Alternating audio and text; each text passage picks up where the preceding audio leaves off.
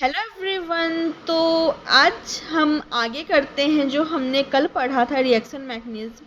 तो मैं बहुत ही सिंपल सा बताई थी, बस इंट्रो दी थी रिएक्शन मैकेनिज्म क्या होता है, हम इसे कैसे पढ़ते हैं।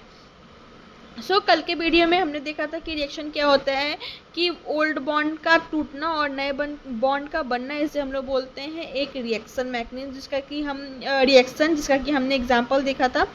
अब हम देखते हैं कि ये जो है क्यों होता है, सॉरी कैसे होता है। ठीक है, तो ये जो है वो ड्राइविंग फोर्स की वजह से होता है। देखो, कोई भी बॉन्ड का टूटना, ठीक है, और वो जो है वो ड्राइविंग फोर्स की वजह से होता है, जिसमें कि ड्राइविंग फोर्स में होते हैं electrostatic interaction, molecular orbital theory, hard soft concept. ये सब मैं कल ही बता दी थी वैसे तो, लेकिन मैं इसको फिर से एक बार रिवाइज करती हूँ ताकि आपको याद रहे। ठीक है, तो तीन तरीका तो होता है, तीन तरीके से हम पढ़ते हैं इलेक्ट्रोस्टैटिक इंटरेक्शन। ये बहुत बेसिक है, ये मैं बताती हूँ आपको ये है क्या।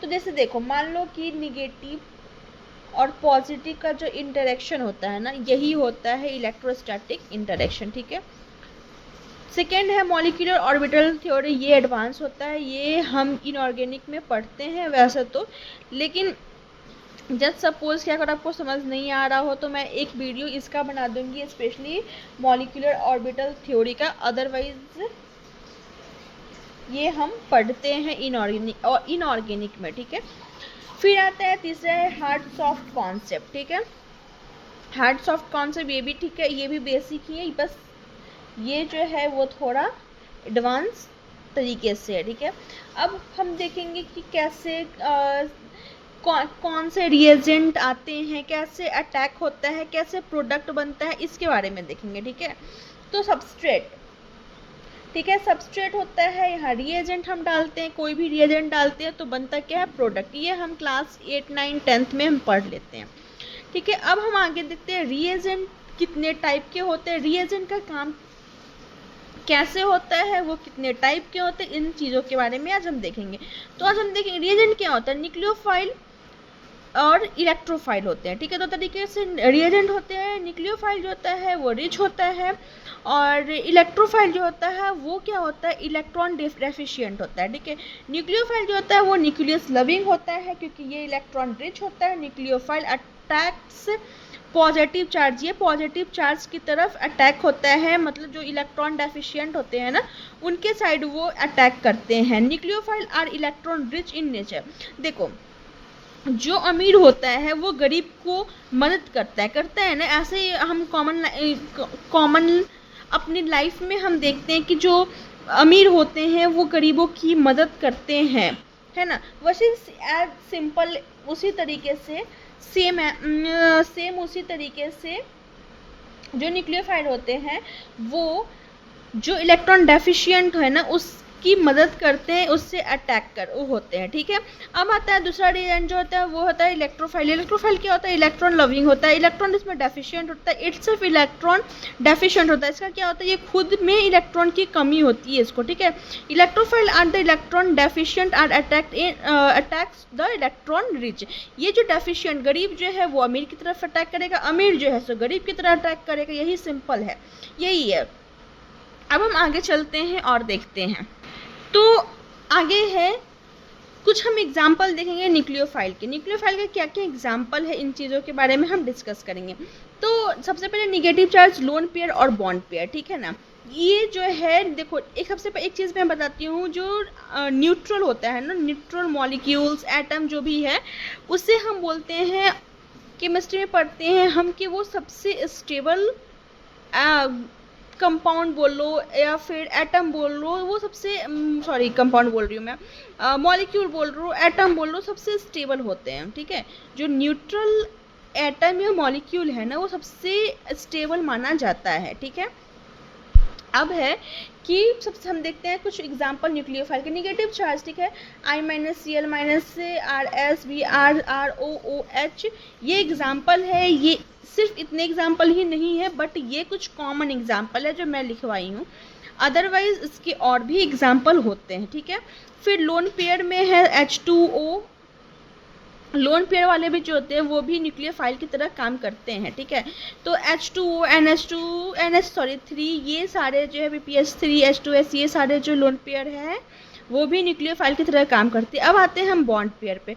बॉन्ड पेयर को मैं यहाँ पे लिखी हूँ, देखो पाई बॉन्ड भी यहाँ पे पार्टिसिपेट करता है और सिग्मा बॉन्ड भी पार्टिसिपेट करता है। पाई बॉन्ड जो है इस तरीके से देखो, बेंजीन भी जो है ना वो भी एक तरह से इलेक्ट्रॉन रिच है, ठीक है, ये भी पार्टिसिपेट करता है और ये भी पार्टिसिपेट करता है, ठीक है। फिर होता है RMGX, ठीक है, यहाँ पे डबल बॉन्ड, यहाँ पे RMGX, हाँ सिग्मा बॉन्ड, ठीक है ना। सिग्मा बॉन्ड जो है ना वो भी यहाँ पे पार्टिसिपेट करता है। यहाँ पे ग्रिग्नाट RMGX क्या है, एक तरीके से क्या है ये, एक तरीके से नहीं, RMGX जो होता है वो हुआ ग्रिग्नाट रिएजेंट। हम नेम रिएक्शन में भी देखते हैं ग्रिग्नाट रिएजेंट। और R2CuLi इसको हम बोलते हैं गिलमान रिएजेंट, ठीक है। ग्रिग्नाट रिएजेंट ये बहुत कॉमन है रिएजेंट, आपको पता होगा, ये मतलब बहुत पहले पढ़ा दिया जाता है इसलिए ये तो याद ही होगा। और गिलमान रिएजेंट अगर नहीं सुना है तो अभी सुन लो, अदरवाइज ये भी कॉमन ही है। वैसे तो उतनी कॉमन नहीं है, लेकिन हाँ ग्रिग्नाट रिएजेंट बहुत कॉमन है तो इसलिए सबने सुना ही होगा। गिलमान रिएजेंट नहीं सुना है तो अभी सुन लो। तो दो तरीके से होता है सिग्मा बॉन्ड, देखो RMGX और R2CuLi ग्रिग्नाट और गिलमान रिएजेंट जो है इसमें पार्टिसिपेट करता है।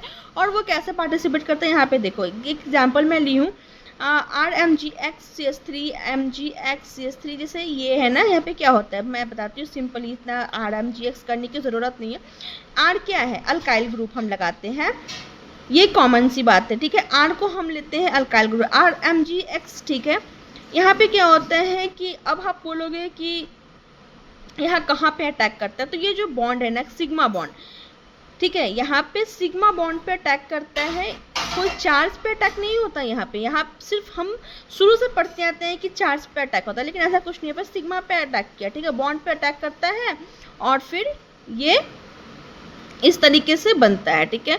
दूसरा होता है गिलमान रिएजेंट CuLi CH3 यहाँ पे भी ये बॉन्ड क्या बोलते हैं टूटता है, ब्रेक होता है, यहाँ पे आकर के अटैक किया, यहाँ पे नेगेटिव चार्ज ऊपर में चला गया, ये सिंपल है, ठीक है।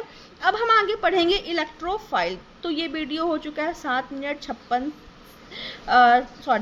7 मिनट 30 सेकेंड का हो चुका है, ठीक है। तो यहाँ तक ही रखते हैं, कल हम पढ़ने वाले हैं इलेक्ट्रोफाइल, ठीक है। यहाँ से मेरा नोट्स नहीं बना है, मैं अच्छे से आपके लिए नोट्स पहले बना लूँगी, उसके बाद इसे हम लोग कंटिन्यू करते हैं। तो कल मैं थोड़ा सा रिकैप करूँगी इसका ताकि आपको याद हो जाए, और सेकेंड मैं रिकैप करूँगी इसका ताकि आपको अच्छे से समझ आ जाए, ठीक है। उसके बाद हम आगे चलते हैं, फिर हम पढ़ेंगे MOT, ठीक है। तो मिलते हैं हम दूसरे दूसरे वीडियो में। तो तब तक के लिए bye bye, stay happy, stay safe, thank you.